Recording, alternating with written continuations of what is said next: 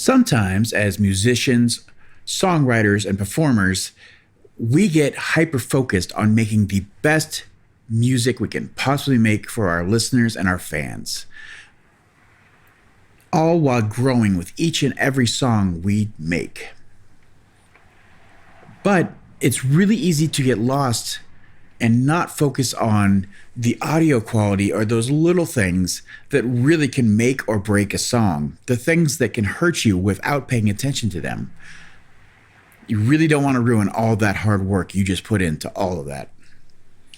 So today we've got 10 basic tips that you can keep in your back pocket at all times that will help you when you're making your music or creating music that you don't want to forget, but will hurt you if you don't. So let's have a think on that. Hey everybody, and welcome to today's episode where we're just going to go over 10 quick tips to keep in your back pocket, as we stated earlier, that will help you when you're making and creating your music or performing or whatever it may be, so that you know that your product that you invested all your time, hard effort, and creativity into isn't getting watered down or ruined by these little things that can be easy to overlook. So let's just get right into our list.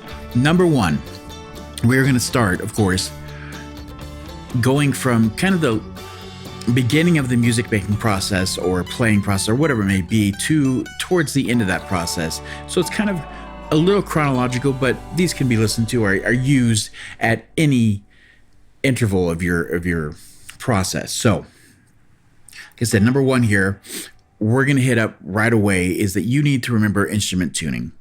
And it's super important. If you are working with any other musician in any capacity, you need to have that instrument tuned. It doesn't matter what it is. If it's a guitar or piano or it's a drum, it has to be tuned to make sure that when you're performing with other artists, it's not clashing or pulling somebody out of that moment that you're trying to share with them. And this is a very quick way for that to happen.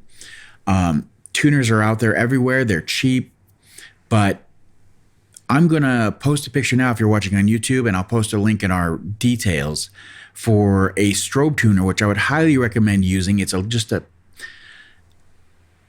as easy to use, but slightly more accurate. Here I'll show a Peterson stomp tuner. It can be put in on any pedal board, or it can connect to anything that uses any kind of output for audio. Super easy to use, and we'll go into more maybe detail in another video on how to use one of these. If it becomes a problem, just put it in the comment. And you haven't used one you'd like to know, just put it in the comments. We'll make a video on that. But just having something to tune and make sure that you're in tune at all times, either when you're recording or performing for other people, make sure that's the step that you're hitting, number one. Number two, and moving on, you should at all times be using some sort of a click track, some sort of metronome that makes sure that, again, if you're playing with other musicians, that you're on that same page and that you're making art at the same rate. If you get off time, that's fine. If it's just here and there, little bits, that's fine. That's part of being human. And that's kind of what makes making music interesting. But if you're falling out of time and somebody's speeding up and everything's kind of out of whack and it feels weird, again, that's something that pulls listeners out and will ruin that product that you spent so much time and effort making. If you're recording, have a click track. If you're practicing, use a metronome. They're cheap, they're affordable. You get one on your phone. There's an app. They look great if you want to decorate your room, your studio, your practice area, whatever it is. Getting a metronome looks great. So make sure that you have something to keep yourself in time and everybody else on the same page. Number three, I'm going on to being mindful of all outside noise. So there's a lot of quick tips, or how to make great recordings or how to get great audio, and they're going to tell you to treat your room, make sure your room's right, make sure the room that you're using is got all this fancy expensive things all over the walls. And I'm going to tell you right now, it's kind of a load of crap. There was a time when that was really important, but there's a lot of top-notch software out there that can take the noise or the background of a room and remove it. And we will have a dedicated video again just for this. But you should know what your noise is on a consistent basis and which direction it's coming from. And again, we've talked about this in other videos, but just be mindful of where that is coming from so that you can either point your microphones or whatever you're using to record away from that to kind of weaponize what you have as your equipment to make sure that you're getting the least amount of interference and ambient noise in the background and make it easier later down the road so that you don't have to deal with that. Number 4, take multiple passes or do multiple takes when you're doing any kind of recording or something where you have a control of the time and the area of where you're doing this thing. Just do it a couple times. It's fine if that first take felt amazing, do a second or third one. Make sure you've got 2 or 3 takes that feel great, and you will thank yourself so much going down the line.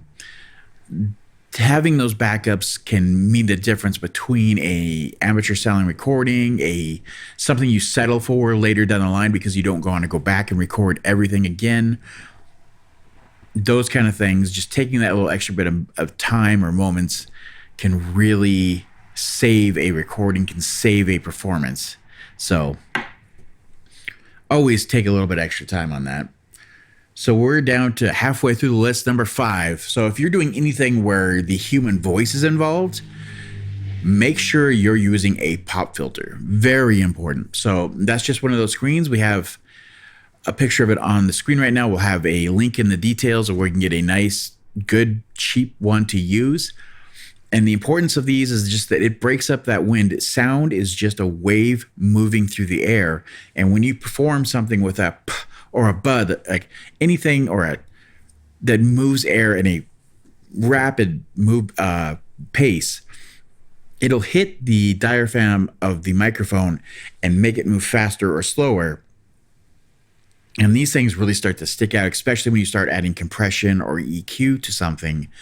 Those things really stand out, and it's really hard to filter them out later with post-production without there being some kind of sacrifice or loss in the process. When it's just an easy $10 fix when you could have done in the beginning, you can remove those and not have to lose part of what you were creating because you had too much sibilance going on and you had to remove that. So easy fix.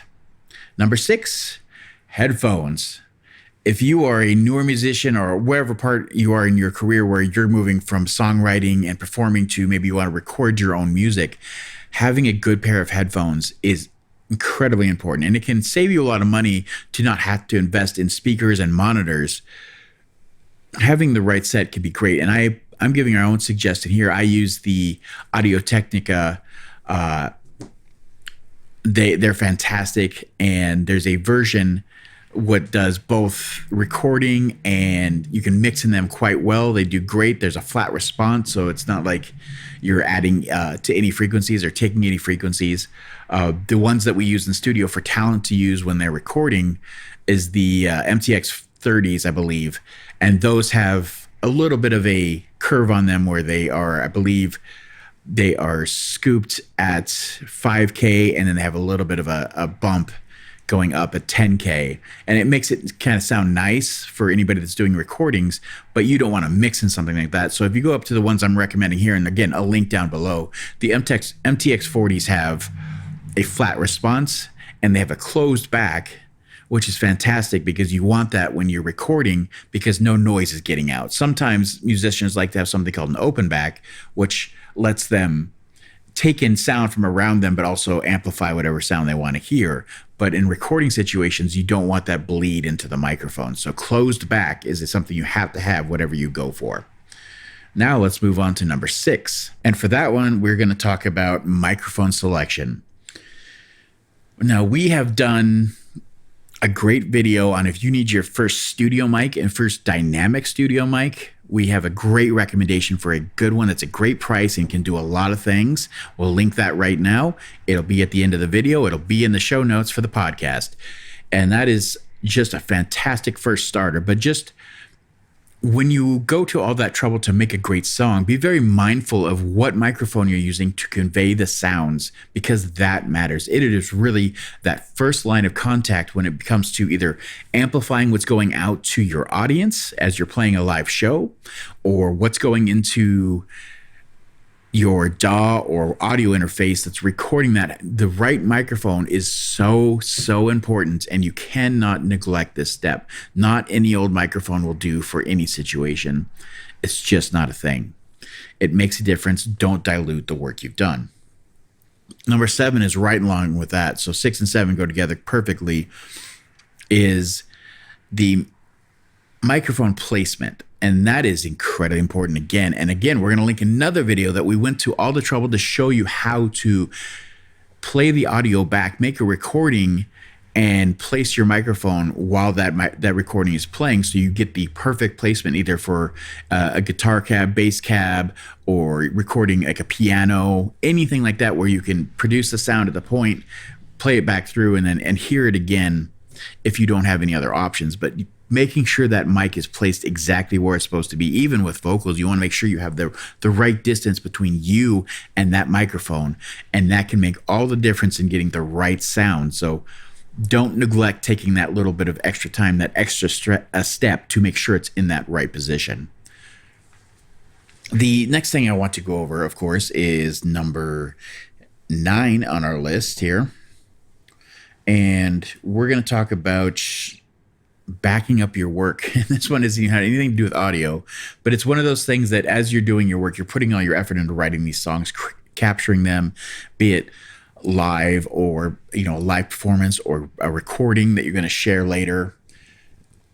If you don't have that in 2 separate places, at least bare minimum, you are at risk of losing that. And at some point in your career, it's going to happen. Make sure you have a cloud backup system. You have a external hard drive. Right now, I'm going to post one right now, a great recommendation.